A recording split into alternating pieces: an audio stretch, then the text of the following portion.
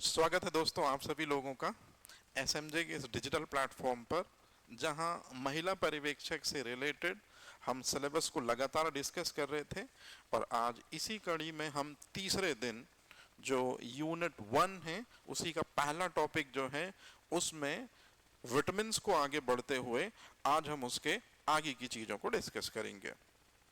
सबसे पहले मैं आपको बता दूं, सत्यमेव जयते एमपीपीएससी प्रीलिम्स और मेंस के बाद अब अपने आप को एक्सपांड करते हुए व्यापम की तरफ, और इसी कड़ी में हम महिला पर्यवेक्षक के लिए एक नारी शक्ति महिला पर्यवेक्षक कैंपेन या टेस्ट सीरीज लेकर आए हैं। इस टेस्ट सीरीज की शुरुआत जो डिजिटली है वो 3 तारीख से हो जानी है स्टूडेंट। जो सबसे इंपॉर्टेंट इंफॉर्मेशन आपको देनी है, टॉपिक अगर आपने देखे होंगे महिला पर्यवेक्षक में तो 10 टॉपिक हैं। 10 टॉपिक के लगातार जो हैं वो डेट वाइज डेट आपको टेस्ट देखने को मिलेंगे। जैसे ही टॉपिक वाइज या 10 टेस्ट कंफर्म होते हैं उसके बाद एफएलटी जो है वो शुरू हो जाएंगी। टोटल 5 एफएलटी हैं और प्राइस काफी कम रखा हुआ है ताकि ज़्यादा से ज़्यादा स्टूडेंट इस कोर्स को एक्सेस कर सकें। और एक्सेस करने का मेन पर्पस ये है कि जिस तरह के महिला पर्यवेक्षक में क्वेश्चन आते हैं उन क्वेश्चनों को आप पहचानें, उन क्वेश्चनों से आप रूबरू हों। ये दरअसल में इस टेस्ट सीरीज का जो है वो मेन मोटिव है।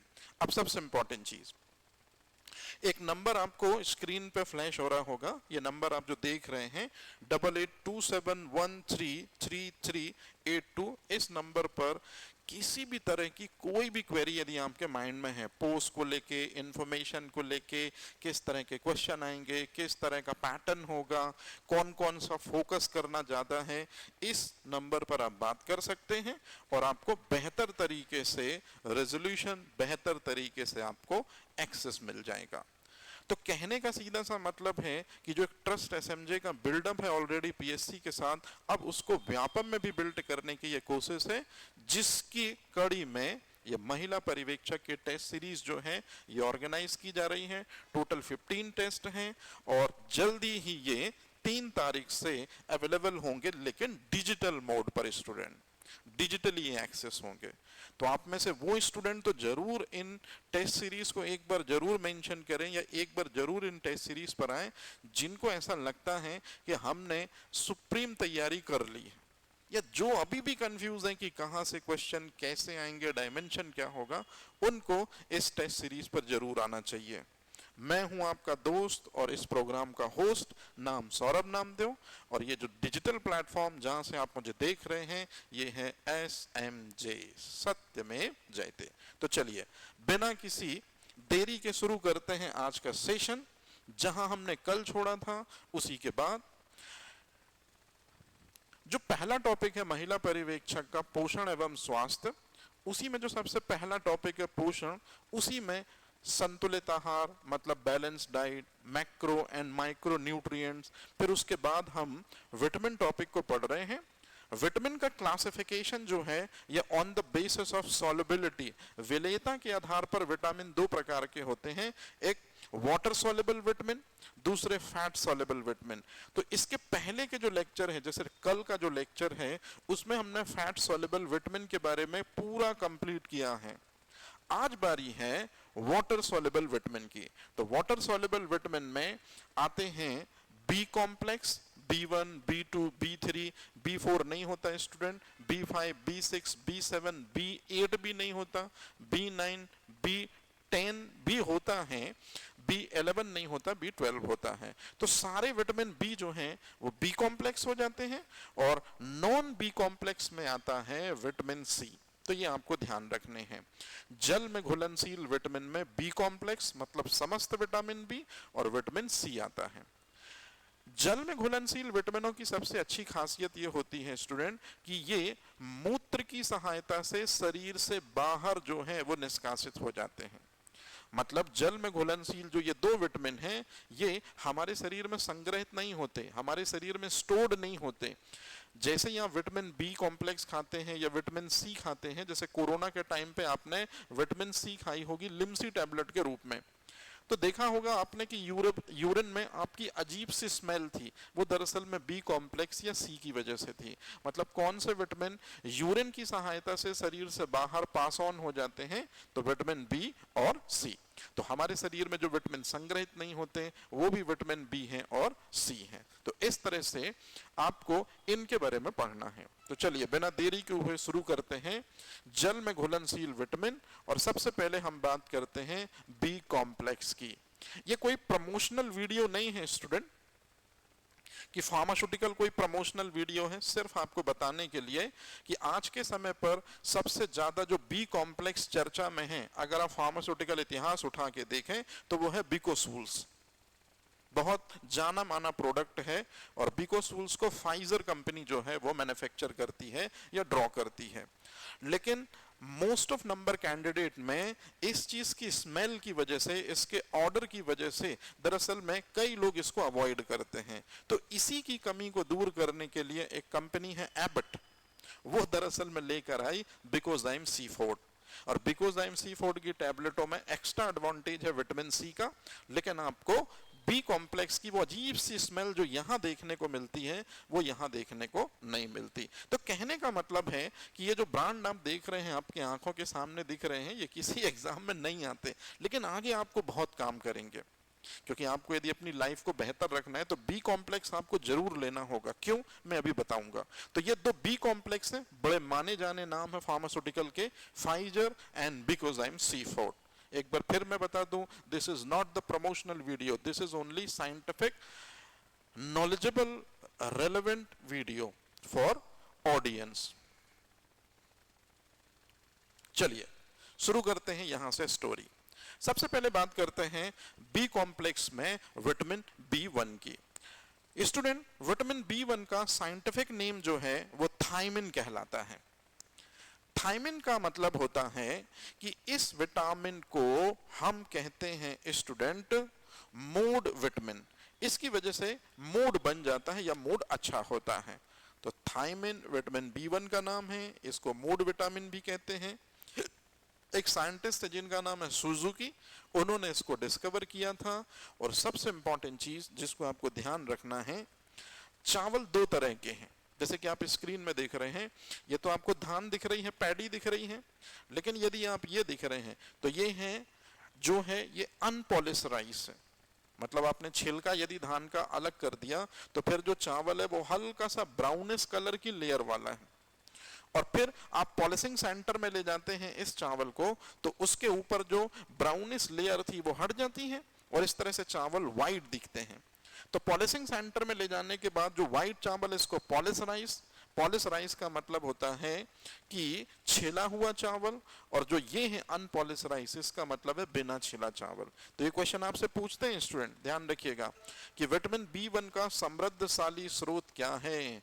तो विटामिन B1 का जो रिचेस्ट सोर्स है वो है अनपॉलिश राइस। अनपॉलिश राइस का मतलब बिना छिला चावल। और यदि आप पॉलिश राइस खा रहे हैं, इस तरह का चावल खा रहे हैं जिसके ऊपर की विटामिन B1 की लेयर अलग हो चुकी है, तो ऐसा चावल मतलब पॉलिश राइस यदि आप लंबे समय से खा रहे हैं तो फिर आपको बेरी या आज के समय पे इसी को कहते हैं पॉलीन्यूराइटिस की समस्या होने लगती है। जैसे आप लोगों ने अक्सर करके फील किया होगा, आप एक ही पोस्चर, एक ही पोजीशन में यदि बैठे रहते हैं या लेटे रहते हैं तो कई बार आपके पैरों में हल्की सी झुनझुनी या सेंसिटिविटी टाइप से स्टार्ट हो जाती है। ये लैक है विटामिन B1 की, ये कमी बता रही है विटामिन B1 की, है ना। तो तंत्रिकाओं का काम या तंत्रिकाओं का समन्वय सही तरीके से नहीं हो पाता, इसी को कहते हैं पॉलीन्यूराइटिस। इसलिए विटामिन B1 आपको लेना ही लेना चाहिए। तो चलिए, पहली चीज एकदम कंफर्म हुई कि विटामिन B1 का वैज्ञानिक नाम क्या है, किसने खोजा, मेन सोर्स क्या है। ये सोर्स एक ही दिया है क्योंकि यही पूछा जाता है, ध्यान रखिएगा। और किस तरह का चावल खाने से बेरी बेरी रोग होता है, तो ध्यान रखिएगा ये चीज। अब चलते हैं दूसरी कहानी पर। विटामिन B2 जो है ये बहुत इंपॉर्टेंट इसलिए है क्योंकि विटामिन B2 का नाम है राइबोफ्लेविन। और विटामिन B2 राइबोफ्लेविन जो है इसकी खोज करी थी DT स्मिथ ने। और गाय के दूध का पीला रंग, जैसे कि आपको ये दो इमेज दिख रहे होंगे स्टूडेंट, तो ये गाय दिख रही है, ये गाय के दूध का जो पीला रंग होता है, याद रखेंगे गाय के दूध का पीला रंग जिस विटामिन की वजह से होता है उसे कहते हैं विटामिन B2। और पुराने समय में आपने देखा होगा देवताओं के पास एक गाय थी, जिसकी वजह से ऋषि मुनि और सारे देवता जो हैं उस गाय के दूध से अपना पोषण प्राप्त करते थे। इसी वजह से पुरानी मान्यता के हिसाब से जो विटामिन B2 है उसी गॉड विटामिन भी कहते हैं, उसे गॉड विटामिन भी कहते हैं, GOD। और ये विटामिन, इसको ध्यान रखना है आपको।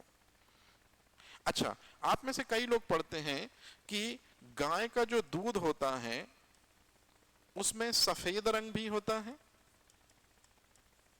तो गाय के दूध के सफेद रंग के लिए एक प्रोटीन रिस्पॉन्सिबल है जिसे कहते हैं कैसीन प्रोटीन। और गाय के पीलेपन के लिए भी एक प्रोटीन, मतलब गाय का दूध यदि पीला है, मैं यहां लिख दे रहा हूं ताकि कंफ्यूजन ना हो, गाय का दूध यदि पीला है तो इसके लिए भी एक प्रोटीन रिस्पॉन्सिबल होती है, आपने नाम सुना होगा कैरोटिन प्रोटीन। लेकिन मैं प्रोटीन की बात नहीं कर रहा हूं, मैं बोल रहा हूं कौन सा विटामिन गाय के दूध को पीला रंग देता है। तो विटामिन पूछा है तो इसलिए आंसर होगा B2, मतलब राइबोफ्लेविन। याद रहेगा ये चीज। अच्छा, विटामिन B2 की कमी से आपके जीभ में छाले हो जाते हैं, जिस वजह से आप ये बिकोसूल्स और बिकोजाइम C4 जैसे मल्टीविटामिन स्पेशली B कॉम्प्लेक्स को क्या करते हैं, इनटेक करते हैं। तो यदि आपके जीभ में सूजन है, जीभ में छाले हैं, है ना, तो आप क्या लेंगे बेटा जी, आप लेंगे विटामिन B2 की डेफिशिएंसी की वजह से B2 का सोर्स। अब एक बात और ध्यान रखिएगा, विटामिन B2 की कमी से जो आपके ये जो होंठ हैं, होंठ में जो ये जहां दोनों ये अपर एंड लोअर लिप्स आपस में मिलते हैं, यहां क्रैक पड़ जाते हैं। तो माउथ के कॉर्नर पे क्रैक पड़ने को कहते हैं चीलोसिस, याद रखिएगा। तो चीलोसिस जो है ये भी विटामिन B2 की कमी से होने वाली समस्या है, क्रैक्स इन माउथ कॉर्नर, इसे कहते हैं चीलोसिस। और एरिबोफ्लेविनोसिस, मतलब जीभ और होंठ में कई बार सूजन आ जाती है विटामिन B2 की कमी से। तो ये दो चीजें आपको याद रखनी है कि चीलोसिस और एरिबोफ्लेविनोसिस, ये दो ऐसी बीमारियां हैं स्टूडेंट जो विटामिन B2 की लैक से होती हैं। याद रहेगा ये चीज। अच्छा, अब इसी में एक चीज मैं आपको बता दूं, ये विटामिन B2 का आप देख रहे हैं, ये प्रमोशनल वीडियो बिल्कुल भी नहीं, मैं फिर कह रहा हूं, सिर्फ इमेज मैंने इसलिए ली ताकि एजुकेशन पर्पस पे ये स्प्रेड आउट हो सके, ब्रांडिंग से हमें कोई लेना देना नहीं है, है ना।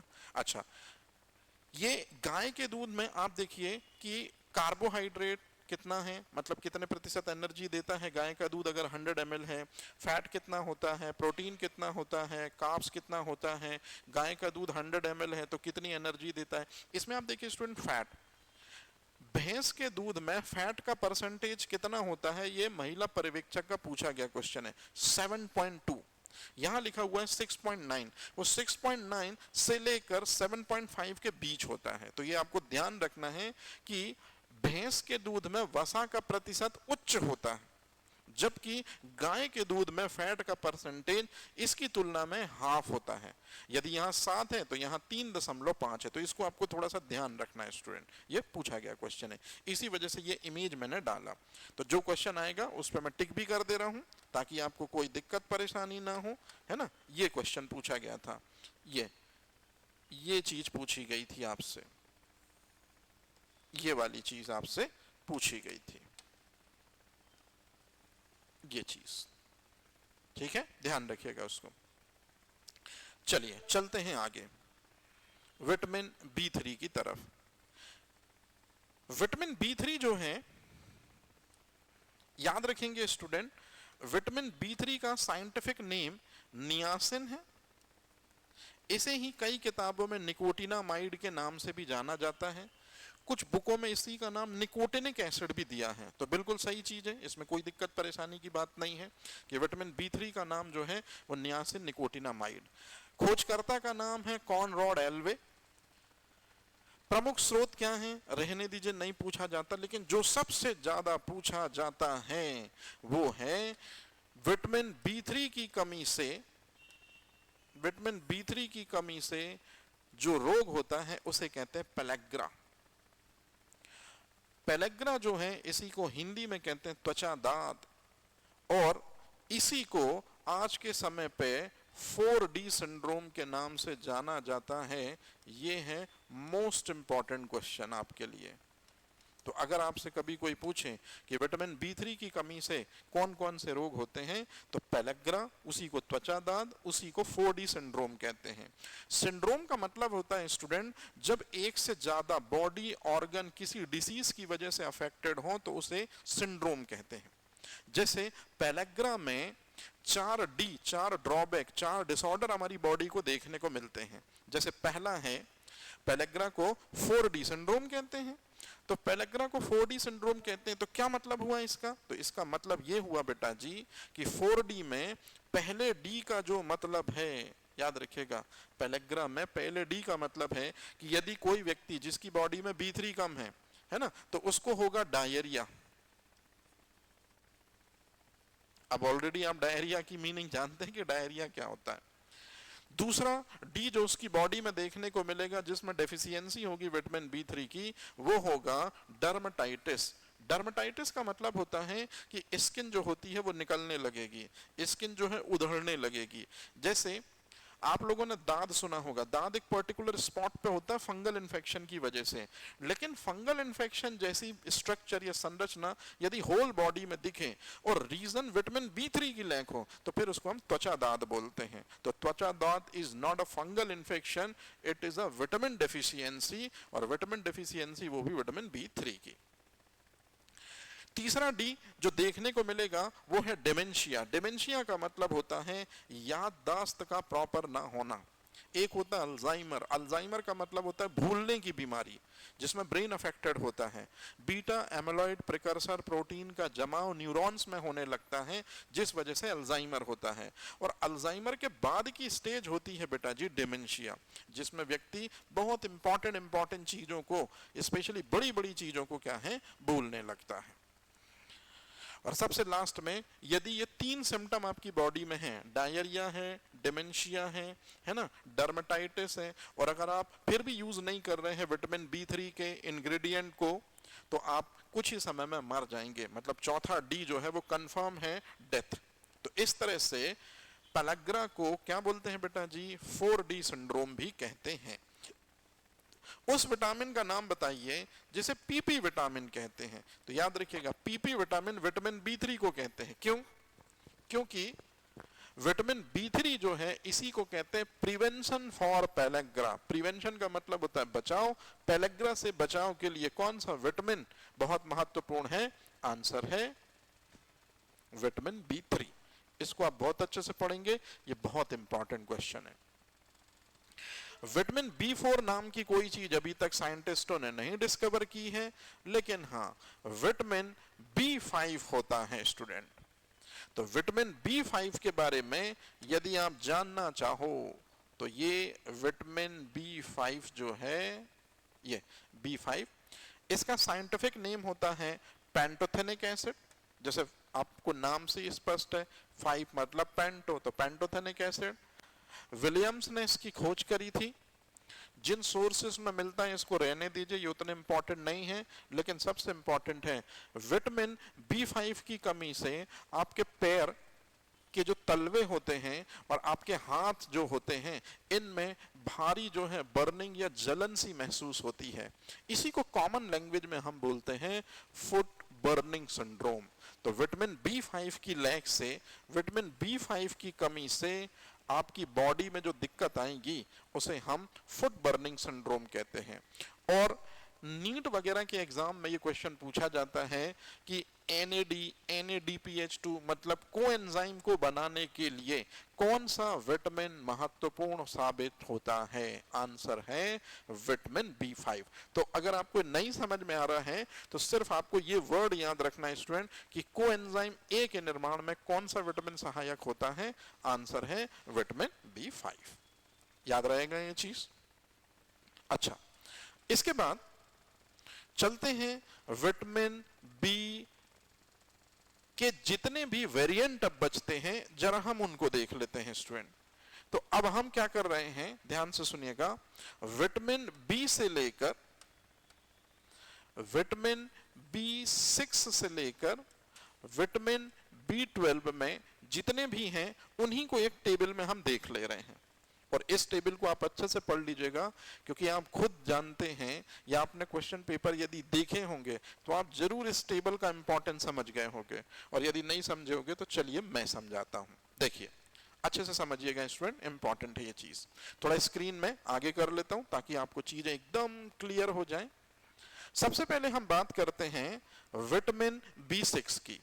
सबसे पहला क्वेश्चन, किस विटामिन को पायरिडॉक्सिन के नाम से जाना जाता है? विटामिन बी6 को। हालांकि ये आपको याद है, ये मुझे पता है। अब चलते हैं आगे।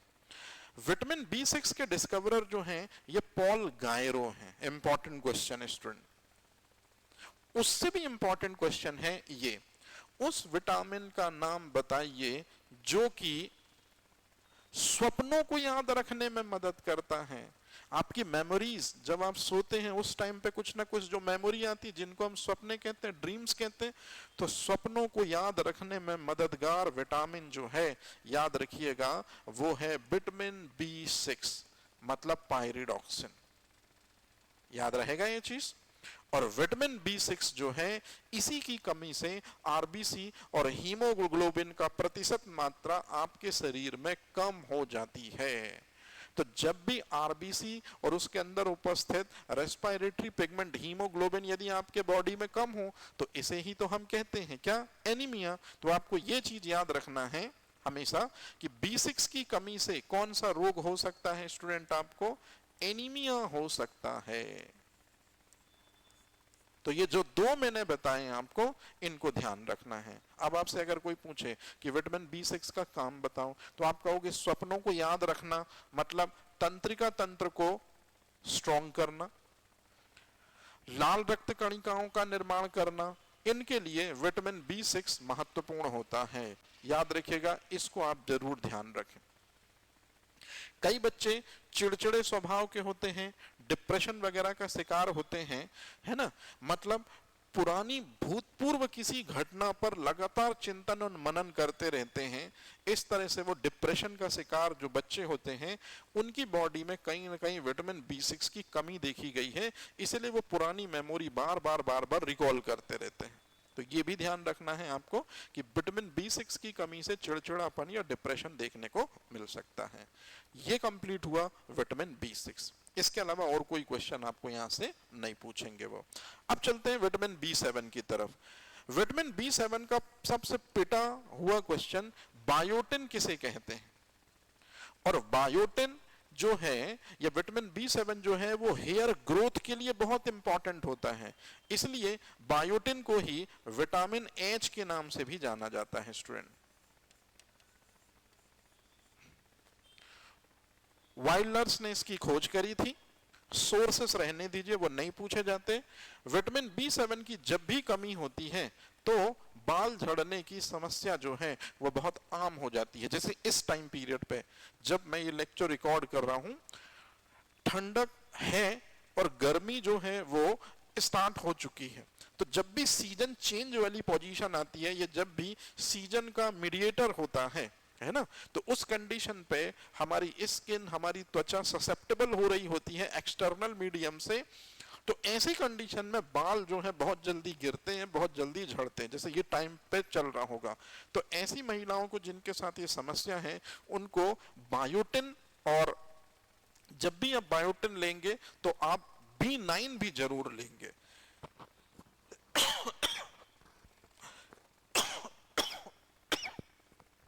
सॉरी। तो विटामिन बी7 का काम है बालों को झड़ने से रोकता है। अब आपसे यदि कोई पूछे कि विटामिन बी7 का सबसे स्ट्रॉन्ग क्वेश्चन कौन सा है, तो सबसे पहले तो आप एक चीज समझ लीजिए, आप लोगों ने ऐसा एक लाइन जरूर पढ़ी होगी कि उस विटामिन का नाम बताइए जिसमें कोई धातु पाई जाती है। ऐसा आपने पढ़ा होगा स्टूडेंट, कभी ना कभी। है ना, कि उस विटामिन का नाम बताइए जिसमें कोई धातु पाई जाती है। तो आप लोगों ने ऐसा सुना होगा विटामिन B12। तो विटामिन B12 में कौन सी धातु पाई जाती है? कोबाल्ट धातु पाई जाती है। और विटामिन B12 में कोबाल्ट धातु पाई जाती है, इस बात का पता sodium nitroprusside test, sodium nitroprusside test की सहायता से पता लगाते हैं। ये है कहानी स्टूडेंट, इसको आपको ध्यान रखना है, याद रहेगा ये चीज। अच्छा, तो इसी से मिलता जुलता एक क्वेश्चन है कि विटामिन B7 एक ऐसा विटामिन है जिसमें सल्फर पाया जाता है। अब ध्यान रखिएगा, हालांकि इसमें से ये चीज आपको नहीं पता हो तो फिर दिक्कत है, पता है तो ये बहुत अच्छी बात है। सल्फर जो है एक अधातु होती है, और सल्फर के जब 8 एटम मिलते हैं तब सल्फर का एक मॉलिक्यूल बनता है। और कोबाल्ट जो है वो एक धातु है, ट्रांजिशनल मेटल है, संक्रमण धातु है। तो यदि आपसे कोई पूछे कि उस विटामिन का नाम बताइए जिसमें कोई धातु पाई जाती है, तो आंसर क्या होगा? तो धातु पाई जाती है विटामिन B12 में, और अधातु पाई जाती है विटामिन B7 में। याद रहेगा ये चीज। तो यही चीज आपसे क्वेश्चन के रूप में पूछी जाएगी कि सल्फर नामक अधातु या नॉन मेटल किस विटामिन में पाई जाती है? विटामिन B7 में। अच्छा, विटामिन B9 महिला पर्यवेक्षक में लास्ट टाइम 2017 में या 16, शायद 17 ही है, लगभग 10 पालियों में पेपर हुए हैं।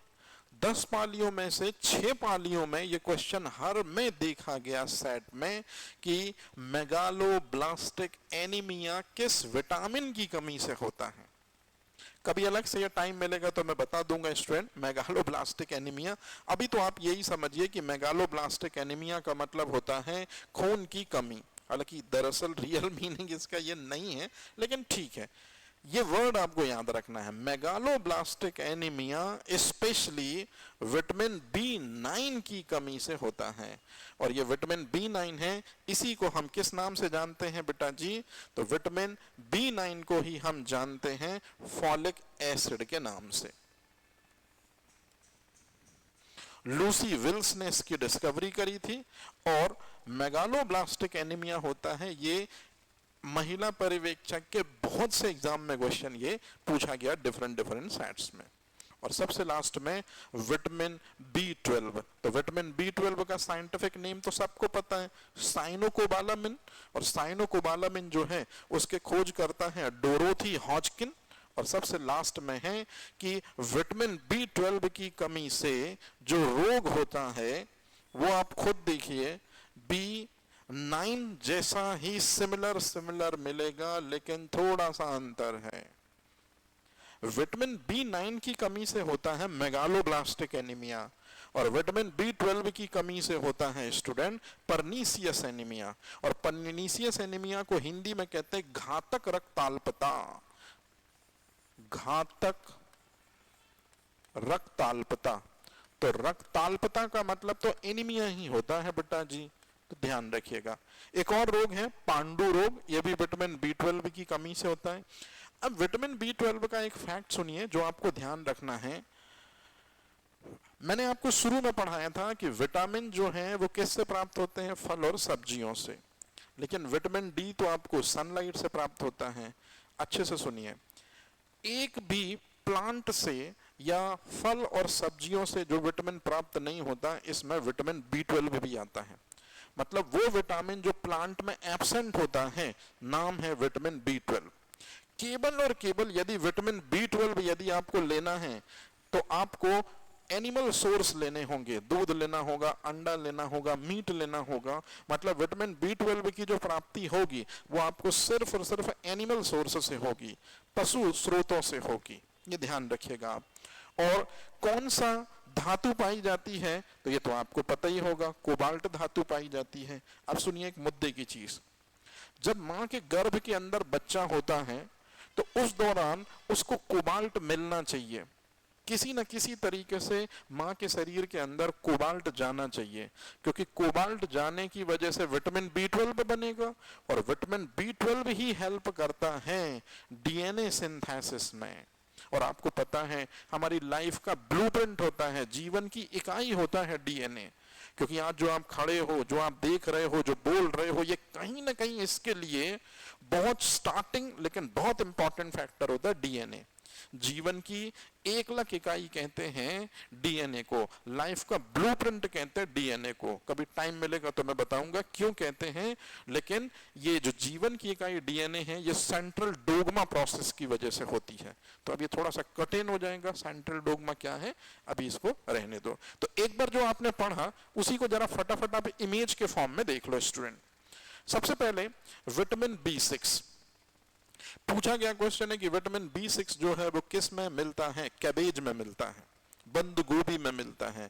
विटामिन B6 की कमी से कौन सा रोग होता है, तो विटामिन B6 की कमी से जो रोग होता है जिसमें आरबीसी कम हो जाती है उसे कहते हैं एनीमिया।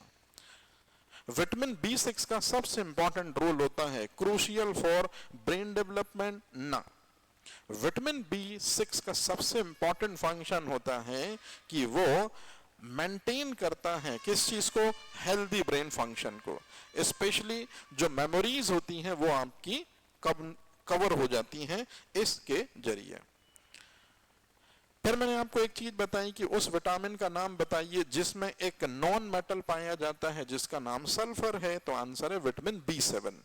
और विटामिन B7 के अंदर ही सल्फर अधातु पाई जाती है, और विटामिन B7 को हेयर विटामिन कहते हैं क्योंकि हेयर के ग्रोथ के लिए ये बहुत इंपॉर्टेंट होता है स्टूडेंट। तो याद रखिएगा विटामिन H जो है वो B7 को कहते हैं। विटामिन B9 जो है ये फॉलिक एसिड है, इसी की वजह से होता है मेगालोब्लास्टिक एनीमिया। याद रहेगी ये चीज। और अब आती सबसे इंपॉर्टेंट चीज, एक और नया विटामिन है स्टूडेंट जिसका नाम है विटामिन B10। विटामिन B10 जो है इसको कहते हैं para amino benzoic acid, PABA, para amino benzoic acid. ये विटामिन B10 है। और विटामिन B10 को कहते हैं विटामिन के अंदर उपस्थित vitamin, vitamin inside the vitamin, ये है विटामिन B10। याद रहेगा ये चीज। अच्छा, विटामिन B12 जो है उसमें एक धातु पाई जाती है जिसका नाम है कोबाल्ट। विटामिन B12 जो है इसी का साइंटिफिक नेम है साइनोकोबालामिन। और विटामिन B12 की वजह से जो रोग हमारी बॉडी में देखने को मिलता है, जो समस्या हमारी बॉडी में होती है, उसे कहते हैं हम परनीसियस एनीमिया, उसे हम कहते हैं घातक रक्ताल्पता। तो ये चीज आपको ध्यान रखनी है। इसी में एक चीज और हमसे छूट रही है, थैंक यू बोलने के पहले मैं आपको बता दूं, हमने क्या किया, बी कॉम्प्लेक्स सारे के सारे कवर कर लिए स्टूडेंट, लेकिन हमने बी कॉम्प्लेक्स के बाद जल में घुलनशील विटामिन में विटामिन C को छोड़ दिया। तो अब हम जरा बात कर लेते हैं विटामिन C की। विटामिन C जो है इसका वैज्ञानिक नाम है एस्कॉर्बिक एसिड। विटामिन C का नाम क्या है, एस्कॉर्बिक एसिड। विटामिन C जो है ये हमेशा आपको साइट्रस फ्रूट में मिलेगा, मतलब खट्टे फलों में आपको हमेशा इसके क्या होंगे, दर्शन होंगे। विटामिन C जो है हमेशा याद रखिएगा स्टूडेंट कि विटामिन C मांस में अनुपस्थित होता है। ये -ENT का मतलब है अनुपस्थित। तो आपसे अगर क्वेश्चन पूछें कि मांस में कौन सा विटामिन अनुपस्थित होता है, आंसर है विटामिन C। अच्छा, अगर कोई आपसे पूछे कि यदि आपको एनीमिया है, मतलब आपके बॉडी में किस चीज की कमी है, अच्छे से देख लीजिए, आयरन की कमी है, तो कौन सा विटामिन यदि आप लो तो वो आयरन को आपके बॉडी में जल्दी एब्जॉर्ब कराएं और आप एनीमिया से फ्री हो जाओगे, आंसर है विटामिन C। ये सबसे ज्यादा पूछा जा रहा है क्वेश्चन कि कौन सा विटामिन आयरन के अवशोषण में मदद करता है, तो जल्दी से बताइए। तो यदि मैं आपसे पूछूं कि विटामिन C खालिस्तान के एब्जॉर्प्शन में हेल्प करता है, अवशोषण में मदद करता है।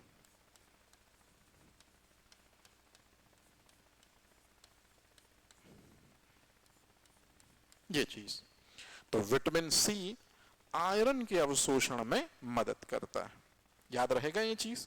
अच्छा, एक बात और याद रखना है, ज्यादातर ये किस में पाया जाता है? खट्टे फलों में पाया जाता है। खट्टे फलों में भी सबसे बेस्ट सोर्स कौन सा होता है? तो खट्टे फलों में सबसे बेस्ट सोर्स होता है, जैसे आपने सुना भी होगा, आंवला। आंवला सबसे ज्यादा विटामिन सी को कंज्यूम करता है, और आंवले की एक वैरायटी है, आंवले की एक किस्म है जिसका नाम है कंचन। ये आपको ध्यान रखना है। क्वेश्चन आपसे पूछते हैं आंवले की सबसे उत्तम किस्म कौन सी है? कंचन, है ना। ये चीज बाकी तो आपको पता है, टमाटर हो गया, है ना, और संतरे हो गए, इनमें ये चीजें पाई जाती हैं। अच्छा, यदि तापमान आप देते हैं फल और सब्जियों को और उनमें सारे विटामिन है, तो कौन सा विटामिन सबसे पहले टाटा और बाय बाय करेगा? मतलब ताप के प्रभाव से सबसे पहले नष्ट होने वाला विटामिन, तो ताप के प्रभाव से सर्वप्रथम नष्ट होने वाला विटामिन, आंसर है विटामिन सी। याद रहेगा ये चीज। अच्छा, एक चीज और, इसकी कमी से एक रोग होता है जिसे हम कहते हैं स्कर्बी।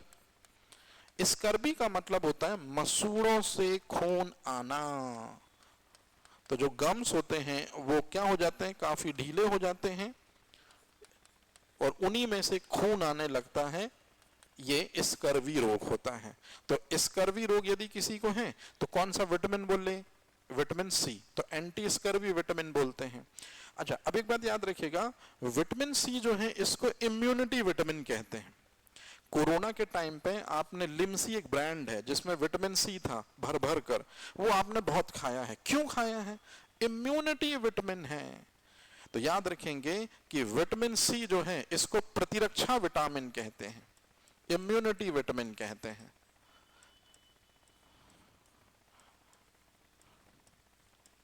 याद रहेगा ये चीज। और कई बार आपको लग रहा होगा तो सर विटामिन ए को भी कहते हैं, तो याद रखिएगा विटामिन जो ए है इसको संक्रमण रोधी विटामिन कहते हैं, एंटी इन्फेक्शन विटामिन कहते हैं।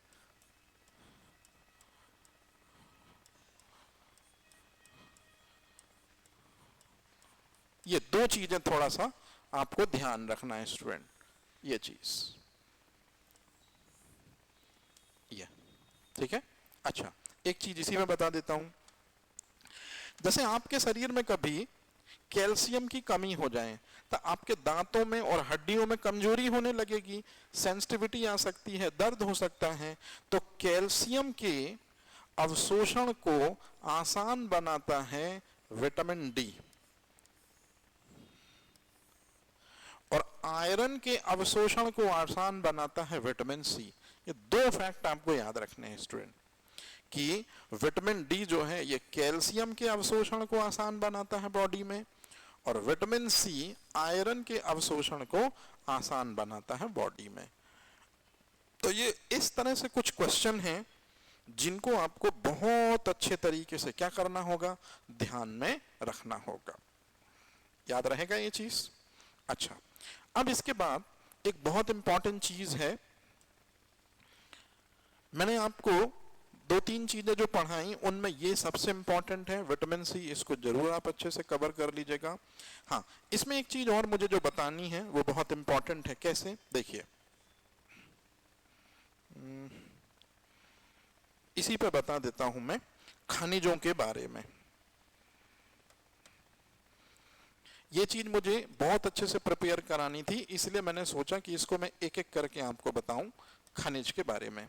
खनिज का मतलब होता है हमारे शरीर के अंदर कुछ धातुएं भी होती हैं, हमारे शरीर के अंदर कुछ अधातुएं भी होती हैं, उन्हीं को एक वर्ड बायोलॉजी में हम कह देते हैं मिनरल्स, मतलब खनिज। तो हमारे शरीर में जैसे एक धातु होती है, नाम है सोडियम। अब ध्यान से सुनिएगा, सोडियम धातु हमारे शरीर के लिए बहुत इंपॉर्टेंट है। क्यों? क्योंकि सोडियम धातु की वजह से पेशियों की क्रियाविधि या मांसपेशियों की फंक्शनिंग हो पाती है। तो पेशियों की क्रियाविधि अच्छे से संचालित हो पाती है। किसकी वजह से? सोडियम की वजह से। सोडियम की यदि कमी हो जाए हमारे शरीर में तो हमको एक रोग देखने को होता है जिसको कहते हैं हाइपोनेट्रीमिया। सो हाइपोनेट्रीमिया का मतलब होता है सोडियम की कमी। ये क्वेश्चन आया हुआ है महिला पर्यवेक्षक में, इसलिए मैं ये चीज लिख कर समझा रहा हूं स्टूडेंट आपको। तो जब भी आपके शरीर से पानी निकलेगा, वाटर निकलेगा, डिहाइड्रेशन होगा, तो सोडियम भी बॉडी से निकलता है। तो आप जो ओआरएस पीते हैं वो ओआरएस कहीं ना कहीं पानी के साथ साथ में सोडियम की कमी को भी पूरा करता है स्टूडेंट, है ना, ये चीज है। दूसरा खनिज है पोटेशियम। पोटेशियम जो है, ध्यान रखिएगा, ये पोटेशियम जो है ये हृदय की क्रियाविधि के लिए, अच्छा दरअसल में आपका जो हृदय है ये मांसपेशियों से मिलकर बना है, हृदय पेशियों से मिलकर बना है आपका हृदय। तो हृदय जो काम करता है असल मायने में वो कार्डियक मसल्स या हृदय पेशियां काम करती हैं। तो हृदय पेशियों की क्रियाविधि या हृदय की क्रियाविधि के लिए क्वेश्चन पूछा जाता है कौन सा खनिज महत्वपूर्ण होता है? आंसर होता है पोटेशियम। और सेब जो होता है उसमें भरपूर मात्रा में पाया जाता है पोटेशियम। सेब में कैल्शियम नहीं है, सोडियम नहीं है, पोटेशियम सबसे ज्यादा है। तो जिसका भी हार्ट स्लोली फंक्शन परफॉर्म करता है उसे सेब जरूर खाना चाहिए, क्योंकि हार्ट मसल्स के लिए वो बहुत इंपॉर्टेंट होता है। अच्छा, यदि कभी किसी वजह से पोटेशियम की हमारे बॉडी में कमी हो जाए तो इसको कहते हैं एक बीमारी हाइपोकैलीमिया। तो हाइपोकैलीमिया वो बीमारी है जो पोटेशियम की कमी से होती है। इसको ध्यान रखना है आपको। तीसरा जो है ये एक खनिज है जिसका नाम है फास्फोरस। कई बार लोग पोटेशियम और फास्फोरस में भारी कंफ्यूज होते हैं। याद रखिएगा ये ऊपर वाला पोटेशियम था, है ना, जिसको हम कैलियम कहते हैं, और ये फास्फोरस है, पोटेशियम। सही है? याद रखिएगा ये पोटेशियम है और ये है फास्फोरस। ठीक है? अच्छा, फास्फोरस जो है इसका काम है शरीर की अम्लीयता और जो क्षारीयता है को बैलेंस करना। जैसे आपके शरीर का पीएच कितना होता है बेटा जी? तो आप कहेंगे सर हमारे शरीर में जो ब्लड का पीएच है वही हमारी बॉडी का पीएच है। हमारे शरीर में जो ब्लड का पीएच है वही हमारी बॉडी का पीएच है। ठीक है? तो यदि कभी जैसे आपका शरीर हमेशा, अगर आपके शरीर का पीएच देखें तो वो 7.2 ही होता है, लेकिन कई बार आप कुछ चीजें खाते हो जो आपके शरीर को के पीएच को बढ़ा भी सकती है और घटा भी सकती हैं। लेकिन क्यों आपकी बॉडी का पीएच 7.2 से 7.2 ही होता है? इसकी वजह से, जिसका नाम है फास्फोरस। ध्यान रखिएगा, फास्फोरस अम्लीयता क्षारीयता को मेंटेन करता है। इसके बाद अगला जो खनिज है उसका नाम है आयरन। आयरन के बारे में तो आपको पता है, आयरन जो होता है ये शरीर को शक्ति प्रदान करता है ना। और आयरन जो है ये आरबीसी एवं हीमोग्लोबिन के अंदर उपस्थित होता है।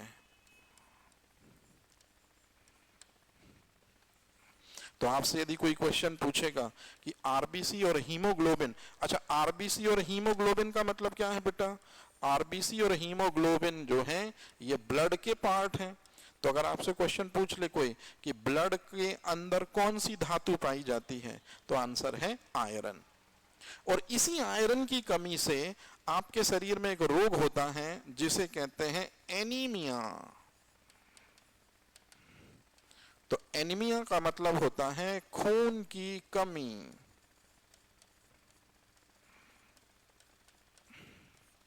ये ध्यान रखना है आपको। अच्छा, इसी में एक है जिंक, एक मिनरल है जिंक। जिंक जो है, ध्यान रखिएगा, आपके शरीर के अंदर एक हार्मोन होता है इंसुलिन हार्मोन, और इंसुलिन हार्मोन आपके ब्लड शुगर लेवल को या ग्लूकोज लेवल को मेंटेन करता है। उसी इंसुलिन हार्मोन में जिंक धातु पाई जाती है। बहुत इंपॉर्टेंट क्वेश्चन पूछा गया है, इसलिए बता रहा हूं, कलर चेंज करके लिख दे रहा हूं, इसको ध्यान रखिएगा कि इंसुलिन हार्मोन में, इंसुलिन हार्मोन कहां से निकलता है? इंसुलिन हार्मोन एक अंग होता है अग्नाशय, उसमें बीटा सेल्स जो होती हैं, तो जो बीटा सेल्स होती हैं उनसे रिलीज होता है। तो बस इतना ही अभी बता रहा हूं कि इंसुलिन हार्मोन कहां से निकलता है? बीटा सेल से। तो इंसुलिन हार्मोन का संरचनात्मक घटक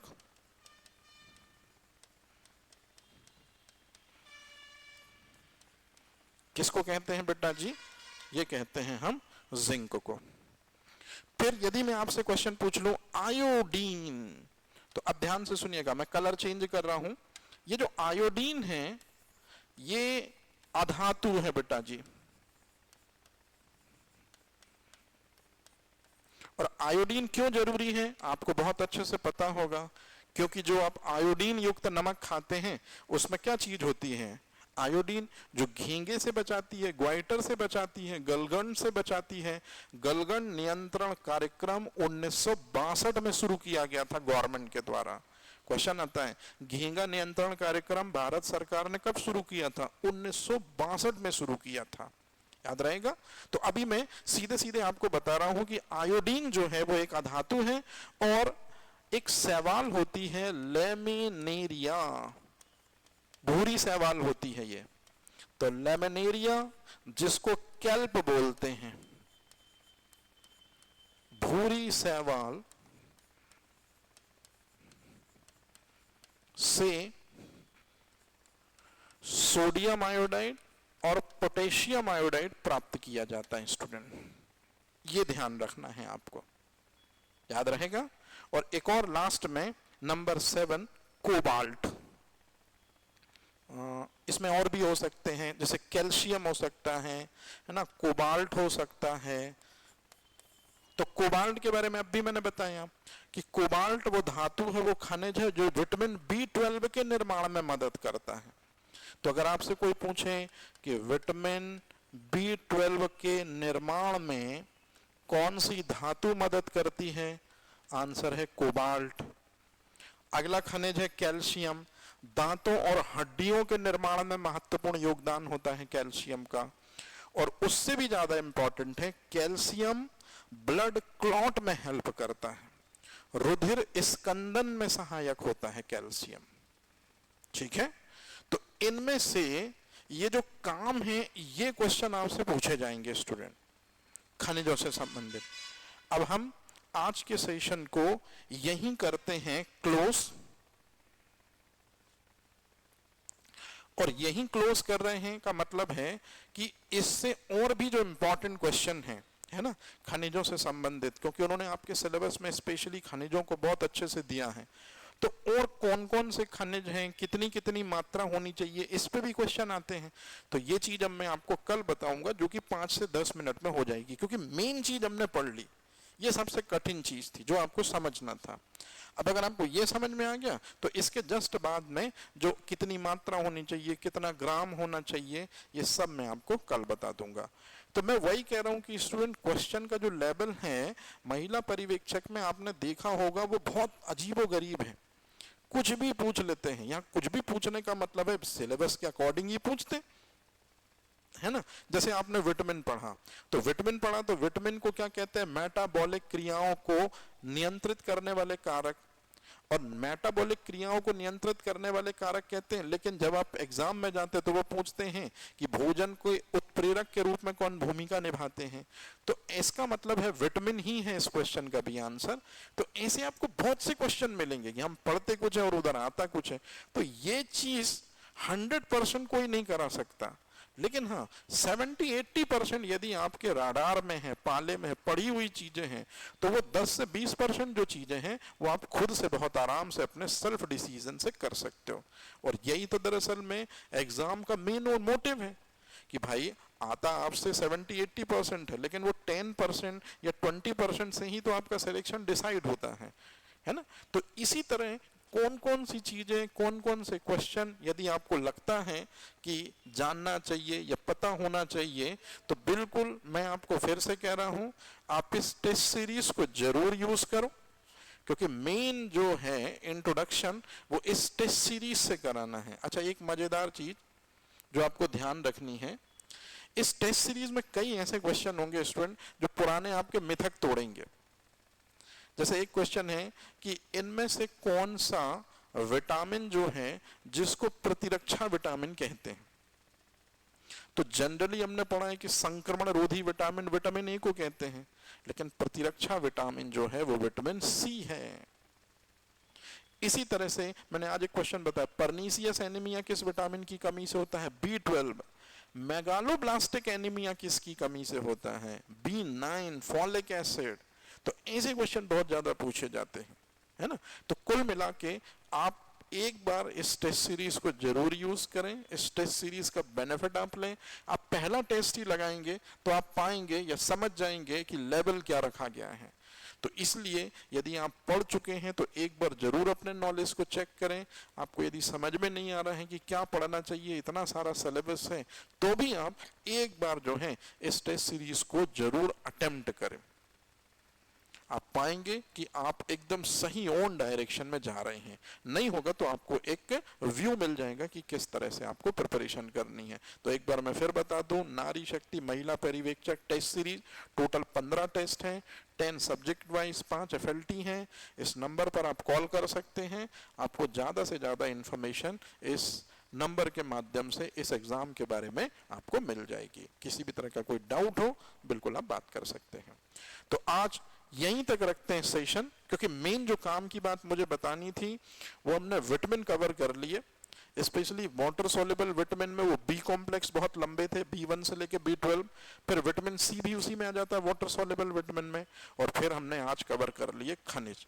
अब मैं कल जब मिलूंगा तब आपको खनिजों से रिलेटेड कुछ ऐसे फैक्ट बताऊंगा कि कितना ग्राम कौन सा खनिज लेना चाहिए जो एग्जाम ओरिएंटेड जो आता है ना। तो अब आज की कहानी को यहीं रोकते हैं स्टूडेंट। तो आप लोग तैयारी बढ़िया अपनी करते रहिए, हौसला बिल्कुल मत हारिए।